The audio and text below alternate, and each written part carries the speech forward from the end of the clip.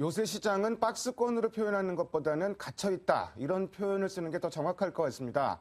시장 방향성을 계속 못 잡고 있는 상황인데요. 그만큼 대응도 어려운 시장입니다. 이런 시장 흐름 어떻게 봐야 되고 또 어떻게 대응해야 될지 3인의 전략에서 알아보도록 하겠습니다. 오늘 이 시간에는 머니투데이 방송의 이학영 전문위원과 대신경제연구소의 최현기 연구원 두 분과 함께합니다. 안녕하십니까? 안녕하세요. 시장 중심이 되는 키워드를 알아봅니다. 5위부터 3위까지의 키워드를 화면을 통해서 확인해 보도록 하겠습니다. 오늘의 5위 키워드는 유가 급등입니다. 미국 원유 선물 가격이 4%대 급등하며 배럴당 90달러대를 회복했습니다. 터키 시리아 간의 충돌로 인한 중동 지역 불안이 급등 원인으로 작용했습니다. 4위 키워드는 삼성전자 어닝 서프라이즈입니다. 삼성전자의 3분기 잠정 영업이익이 8조 1천억 원을 기록했습니다. 시장 예상치를 크게 뛰어넘은 것입니다. 3위 키워드는 뱅가드 벤치마크 지수 변경입니다. 세계 1위 운용사인 뱅가드가 벤치마크 지수를 변경하기로 했습니다. 일각에서 외국인의 자금 이탈 우려가 제기되고 있습니다.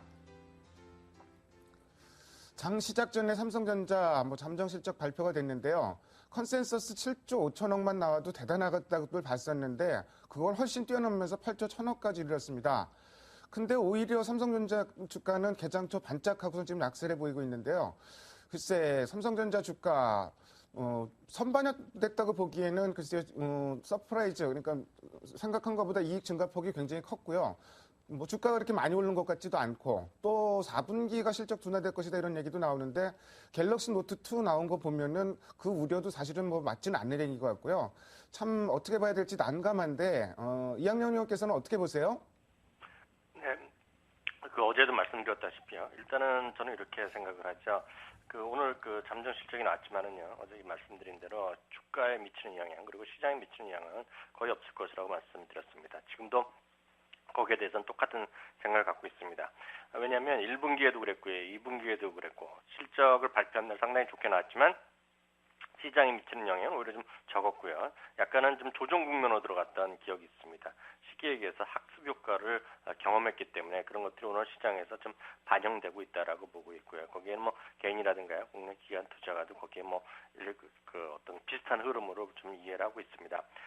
특히 이제 중요한 것은 사업 분야별 각각의 평가라든가요. 중요한 것이 빠르면 이번 달 말에 나올 본 실적을 공식 발표할 때 나올 텐데, 즉 2012년에 이제 실적이 아니라 2013년의 목표를 사업 분야별로 낼 텐데요. 그것이 더 중요하다는 생각 갖고 있습니다. 다만 대표 주제 역할은 여전히 똑같이 계속 유지할 것이고요. 결국은 미국 시장의 흐름에 따라서 결국은 주가 미국 상승할 때 조만간 사상체육과 흐름을 복귀하지 않을까라는 생각 전해드릴 수 있습니다. 삼성전자 주가 사실 그동안에 선반영돼서 오른 건 별로 없었는데 역시 학습 효과가 많이 작용을 하는 것 같고요. 특히 최근 시장은 어떤 재료보다는 수급에 의해서 많이 지배를 받는데 아마 또 삼성전자 주가 약세도 그 영향으로 봐야지 타당할 것 같습니다. 자, 수급 말씀을 드렸는데 조금 걱정이 되는 부분이 있습니다. 뱅가드에서 벤치마크 인덱스를 변경을 하기로 했다고 하는데요. 원래는 MSCI로 추정을 했었는데 FTSE로 변경을 한다. 시청자 여러분도 잘 아시겠지만 MSCI에서는 한국 시장이 이머징 마켓으로 분류가 되어 있고요. FTSE 같은 경우는 선진국 지수에 지금 편입이 되어 있는데 이머징에서 차지하는 비중이 워낙 크기 때문에 이건 변경을 하게 되면은 돈이 많이 빠져나갈 것이다. 이런 걱정도 제기가 되고 있고요. 한쪽에서는 또 별 걱정 안 해도 된다 이런 얘기도 나오는데 최현기 연구원께서는 관련 내용 좀 말씀해 주십시오. 예, 앞서도 말씀하셨다시피 이제 세계 최대 인덱스 펀드 회사인 벤가드가 이제 MSCI 지수를 벤치마크로 삼았던 6개 펀드를 FTSE를 벤치마크로 하는 어떤 대상을 바꾸기로 이제 결정을 내렸는데요. 일단 FTSE 선진 지수에는 포함된 국가가 총 25개국이고요. MSCI의 선진 지수에 들어간 국가는 24개국입니다. 한 개국 차이가 나는 거는 우리나라가 들어가 있고 안 들어가 있고 차이가 되겠고요. 결국에는 벤가드가 이제 MSCI를 추종했던 어떤 6개 펀드를 FTSE로 이제 벤치마크를 바꿨기 때문에 결국 우리 한국이 속해 있는 이머징 마켓 펀드에 대해서 좀 자금이 좀 이탈할 우려가 지금 제기되고 있는 상황인데요. 일단은 주식 처분 자체는 빠르면 내년 1월부터 좀 순차적으로 좀 이루어질 것으로 보고 있고요.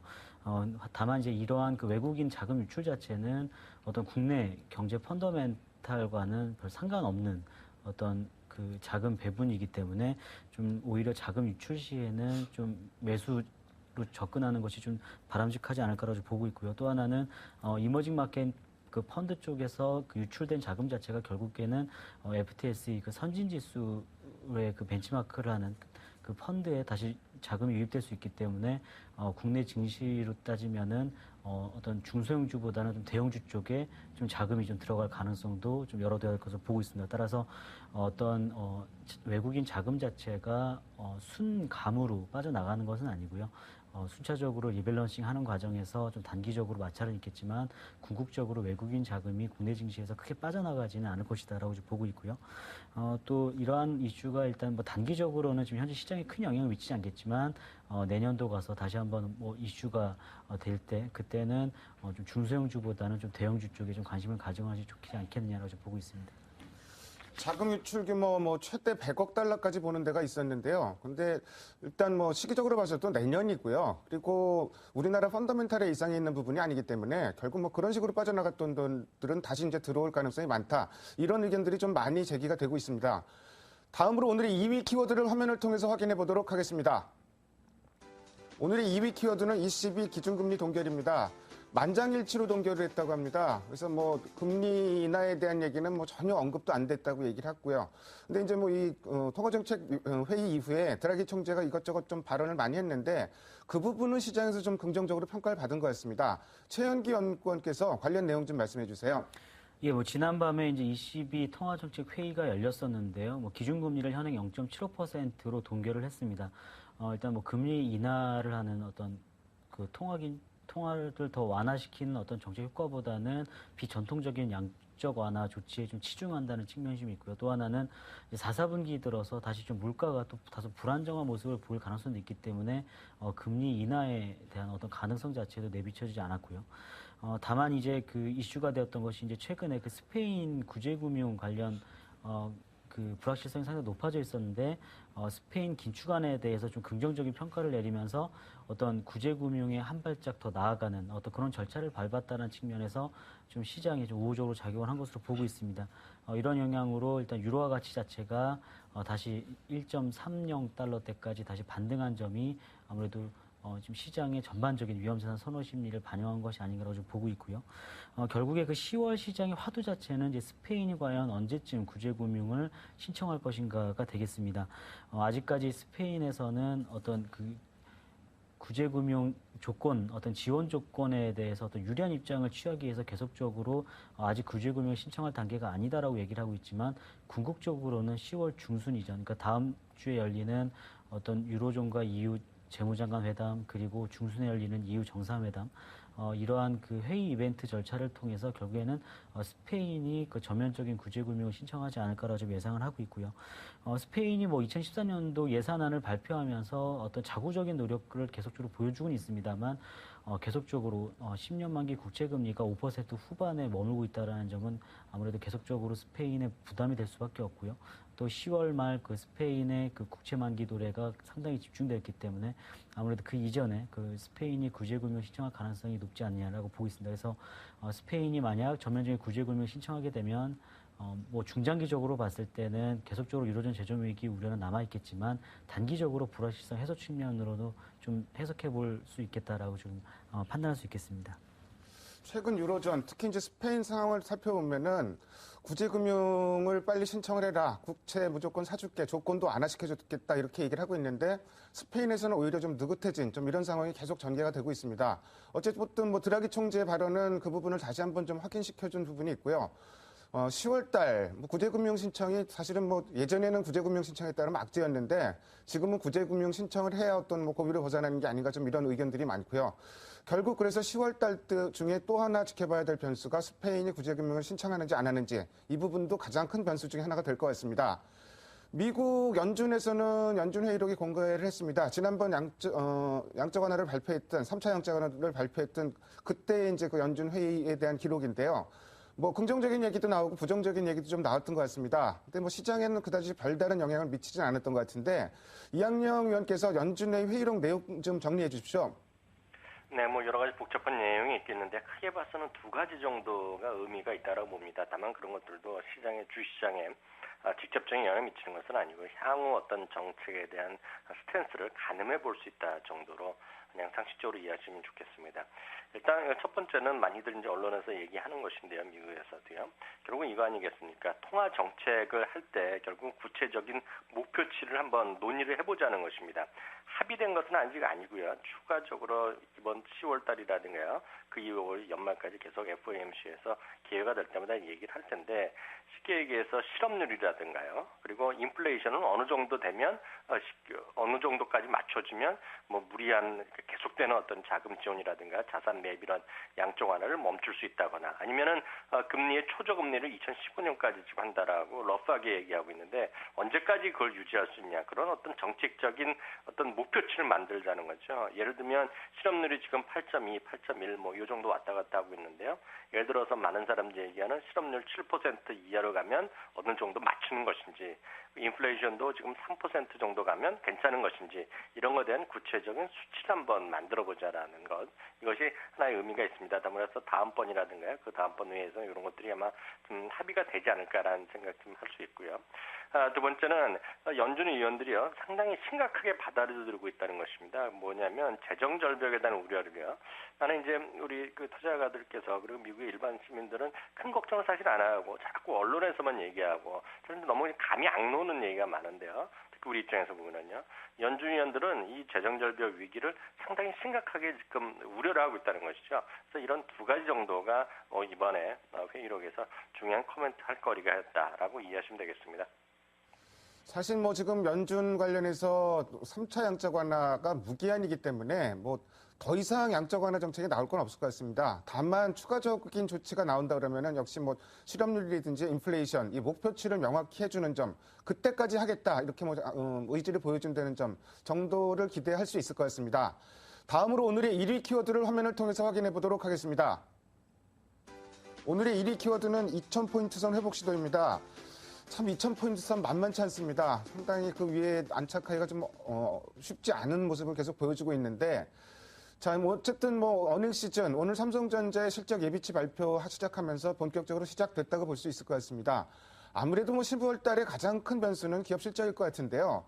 자, 국내외 기업들, 시장에 영향을 미칠 만한 기업들의 실적 발표 일정, 이학년 의원께서 좀 체크해 주십시오. 네, 미국에서 항상 그 기업 실적할 때 스타트를 끊는 것은 알코아가 되겠는데요. 알코아가 이제 9일날, 우리나라 시간으로 화요일인데요. 화요일날 이제 기업 실적을 발표합니다. 같은 날 이제 정유회사인 쉐브론 같은 것도 같이 하고 있고요. 또 12일 날은 구글이 하죠. 구글은 요즘 사상 최고가 행진을 계속하고 있습니다. 지금요. 그래서 상당히 지금 시장의 리딩 스탁이라고 쉽게 얘기하는데요. 구글이 일단 관심을 갖고 있고요. 그 다음에 16일과 17일은 잇따라서 인텔과 IBM이 있는데, 이들은 특히 인텔 같은 경우는 계속 실적 하향 조정을 해왔기 때문에 큰 기대를 하지 않으시면 좋겠습니다. 그리고 이제 23일 날은 우리나라에서 이제 포스코가 있지만은요, 애플 컴퓨터가 나오면서 결국 이제 이번 미국의 3분기 기업 실적 시즌에 애플과 컴퓨터가 딱 나오면서 일단 또 마무리된다라고 보시면 좋겠습니다. 역시 관심 중에서 나오는 것은 알코아라든가요. 그 다음에 구글 그리고 애플 컴퓨터가 되겠습니다. 다만 자주 말씀드렸다시피 미국의 기업 실적과 우리나라 기업 실적이 상당히 좀 차이가 납니다. 무슨 얘기냐면 미국의 기업 실적은 이번에 거의 3년 만에 처음으로 3분기 기업 실적이 전년 동기 대비 감익이 나올 거로 예상을 하고 있습니다. 여러 가지 얘기가 많은데요. 지금 보면 2.5%에서 많게는 3%까지 보는 사람도 있습니다. 아주 적극적으로 보는 것은 보합 정도로 보는데요. 일단 어느 정도 감익을 예상합니다. 다만 어떻게 보든지 간에 4분기랑 내년도에 대한 기업 실적이 증가세로 갈 것에 대해서는 기대감이 많기 때문에 미국에서는 웬만한 기업들의 실적 혹시 안 좋게 나오더라도요. 이렇게 주가에 악의 영향, 즉 악재로 영향을 끼치지 않을 거라고 많이들 얘기합니다. 다만 우리나라는 좀 얘기가 다르죠. 우리나라는 그동안에 항상 1분기면 1분기가 마지막이다, 2분기면 2분기가 실적의 저점이다, 3분기면 3분기의 저점이라고 얘기했습니다. 이것은 완전히 보면 거짓말하는 양치기 소년 같은 행태를 보여왔는데요. 이번에는 좀 다릅니다. 오히려 이번에는 4분기도 더 안 좋다는 얘기를 많이들 증권사에서 하고 있습니다. 어찌 보면 정말 4분기, 3분기, 4분기가 바닥일지도 모른다는 역설적인 정말 생각까지 들 정도입니다. 어찌되었건 간에 제가 왜 말씀드리냐면 우리나라 기업 실적에 대해서는 희망이 없고 별로 기대할 것이 없기 때문에요. 지금 우리 시장에 돌아서기 위해서는 확실하게 2,000포인트 이상 가고 안착하고 더 가기 위해서는 미국 기업 실적이 오히려 3분기가 빨리 좀 끝나는 것이 오히려 좀 좋을 수 있다는 것이고요. 미국의 주가 흐름이 모든 것에 앞서는 재료일 수밖에 없다라는 생각 전해드립니다.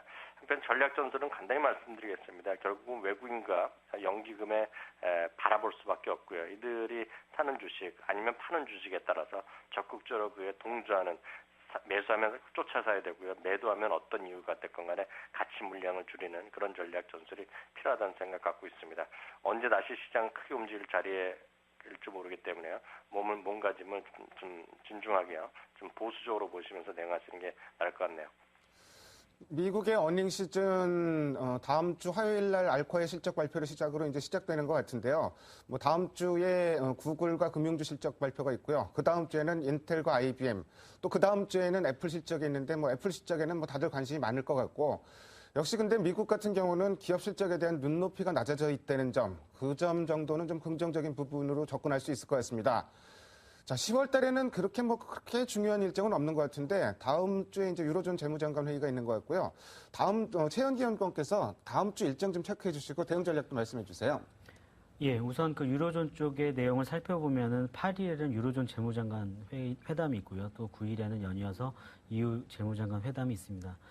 이 회의를 통해서 이제 스페인 지원 문제라든가 OMT의 가동 여부, 그리고 ESM 재원 마련 어떤 문제라든가 출범 이런 것들에 대한 논의가 이루어질 것으로 보고 있고요.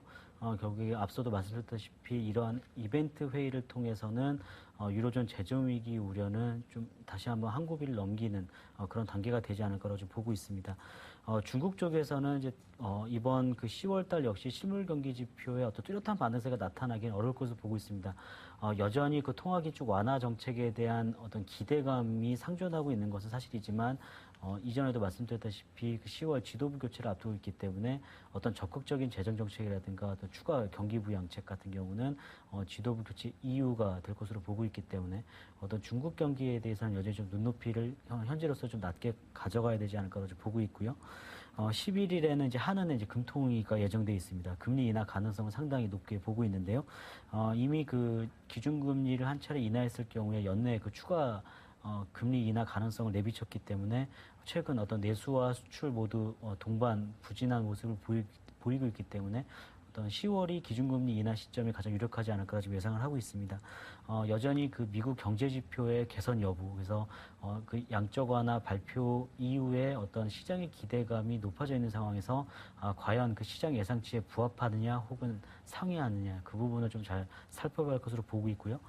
여전히 그 앞서 그 연구위원님께서 말씀하셨다시피 어떤 종목에 대해서는 상당히 좀 좁은 시점으로 좀 실적이 좋은, 그러니까 실적 시즌을 맞아서 3분기에 실적이 안 좋더라도 추가적으로 어떤 실적 하향폭이 작거나 혹은 4분기에 혹시 올라갈 수 있는 그런 좀 기업들에 좀 집중적으로 좀 접근하는 것이 좋지 않겠냐고 보고 있습니다. 아무래도 뭐 10월 달에는 그렇게 뭐 중요한 이슈는 별로 없을 것 같고요. 오늘 밤 발표되는 미국의 고용 지표가 상당히 중요할 것 같습니다. 그리고 오히려 다음 주에 중요한 부분이 대외 요인보다는 금통위 그리고 만기가 있는데요. 이렇게 시장이 변동이 없을 경우에는 만기를 전후해서 시장이 한번 크게 변할 수 있다는 점, 그런 점도 참고해 두시면 좋을 것 같습니다. 지금까지 5가지 키워드를 통해서 오늘 시장의 흐름을 살펴봤습니다. 두 분 말씀 잘 들었습니다. 감사합니다. 감사합니다.